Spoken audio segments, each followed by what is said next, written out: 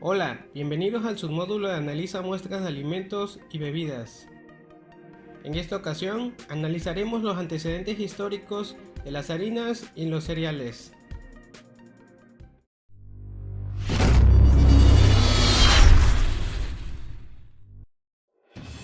El cereal es una fuente de alimento presente en todas las culturas del mundo. Su nombre significa crecer y alude a la importancia de estos nutritivos granos para la supervivencia y expansión de los pueblos a lo largo de la historia.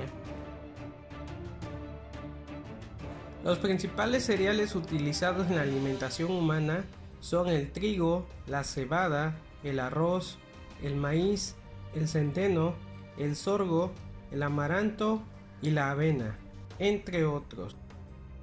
La definición de cereal no va a cambiar, lo que va a cambiar es la lista de los cereales.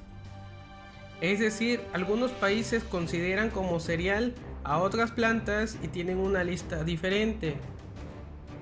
En México nos vamos a basar en lo que dice la norma NOM 247 SSA1 2008 y que analizaremos más adelante. Se dice que los cereales pertenecen a la familia de las gramíneas y se denominan así por Ceres, la diosa romana de la agricultura. Su cultivo marcó el paso de una forma de vida nómada en la que el hombre se alimentaba de la caza y de frutas silvestres, a una vida sedentaria en la que se convierte en agricultor y ganadero. Los cereales están históricamente asociados con el origen de la civilización y la cultura de todos los pueblos. Dependiendo del clima y del terreno, cada región del mundo se caracteriza por la presencia de un tipo de cereal. Es decir, entre los europeos domina el consumo de trigo, entre los americanos el consumo de maíz, y el arroz es la comida esencial de los pueblos asiáticos, y a su vez el sorgo es propio de las comunidades africanas. Los egipcios fueron los primeros habitantes del Mediterráneo en elaborar panes fermentados, en el año 3000 a.C. Se supone que el descubrimiento del pan sucedió casualmente debido a las levaduras naturales presentes en la harina, que actúan cuando se mezcla con agua o leche. En la actualidad, aún conservamos muchas técnicas panificadoras de esta civilización. Los griegos y los romanos recogieron la sabiduría de los egipcios para convertir el pan en un alimento básico en Roma. Entonces, la agricultura de los cereales era controlada por el Estado y los panes se cocinaban en hornos públicos. Al principio de la era cristiana, había más de 300 panaderías en Roma. Históricamente, las fechas de cosecha de los cereales han sido motivo de celebración. El trigo se cultivaba en Irak y al parecer su cultivo se extendió desde ahí hasta Asia Menor y la zona del Mediterráneo. También se han encontrado huellas de su existencia hacia el año 4000 a.C. en el delta de Danubio y las llanuras próximas a la desembocadura del río Rin. Y se calcula que durante el tercer milenio antes de Cristo ya se cultivaba en toda Europa. Hacia el año 1200 a.C. se cultivaba en el norte de China. El trigo, como los demás cereales de los que se ha nutrido el hombre, fue consumido al principio simplemente crudo. Posteriormente, se tostaron los granos sobre piedras calientes de forma que se pudiera separar la cascarilla, que con el calor se volvió quebradiza. Más tarde, se empezó a molerlos, y con la harina obtenida se hacían unas papillas, y más adelante una especie de galletas o tortas de harina amasada con agua que se cocían sobre piedras calientes.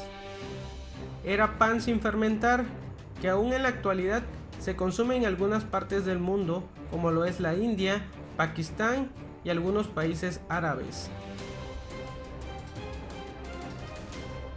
La cebada fue probablemente la primera especie cultivada de forma planificada y era ya conocida por los sumerios y los asirios hacia el año 5000 a.C.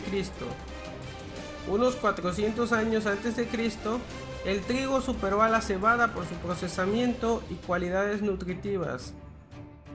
El arroz y el maíz ya se cultivaban hace 5000 años, el primero en la zona tropical sudoriental de Asia y el segundo en México, Centroamérica y Sudamérica.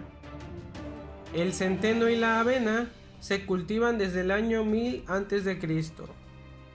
El trigo y el centeno son adecuados para fabricar productos de panadería, especialmente pan, y se denominan cereales panificables.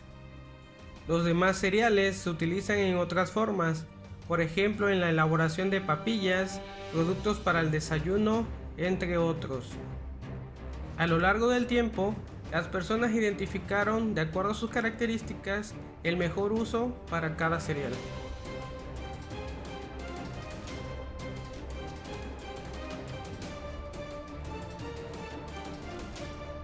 Desde los orígenes de la humanidad, las semillas de cereales, especialmente las de trigo y centeno, han experimentado algún tratamiento o especie de molienda. Se comenzó por triturarlas entre dos piedras, después se desarrolló el mortero y su mano, y más tarde, dos piedras giratorias o muelas. Este sistema, que funcionaba por la fuerza del viento, del agua o de los animales, se empleó desde el año 800 a.C., aproximadamente hasta mediados del siglo XIX, cuando se implementaron las harineras de rodillos. La elaboración de la harina requiere por lo tanto un proceso de molturación.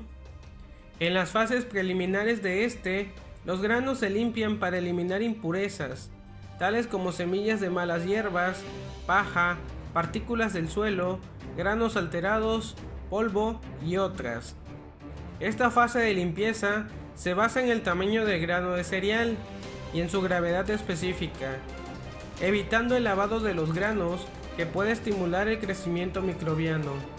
La fase siguiente, el acondicionamiento, consiste en sumergir los granos en agua durante 3 a 24 horas hasta que se alcance una humedad del 15 al 17%, lo que facilita la separación de las células del endospermo amiláceo, del germen y del salvado, que son las partes del grano de cereal. A continuación, los granos se muelen en un molino de rodillos en donde se separa el salvado del endospermo y se continúa la molienda de este último para reducir el tamaño de las partículas mediante fuerzas de presión y de corte. La separación de la harina por diferencia de tamaño se consigue mediante tamices. Los productos resultantes de la molturación o de la molienda se clasifican técnicamente según el diámetro de las partículas. En mostacilla, con un diámetro de partícula mayor a 500 micrómetros. En sémula, con un diámetro de partícula entre 200 a 500 micrómetros. Semolina, con un diámetro de partícula entre 120 y 200 micrómetros. Y harina, con un diámetro de partícula entre 14 y 120 micrómetros. Los distintos tipos de harinas, más o menos finas, se separan mediante una corriente turbulenta de aire denominada turbomolienda. De esta forma, y mezclándolas adecuadamente, se puede obtener harinas adecuadas a distintos fines, para pan, pastelería u otros usos. Eso es todo, hasta la próxima.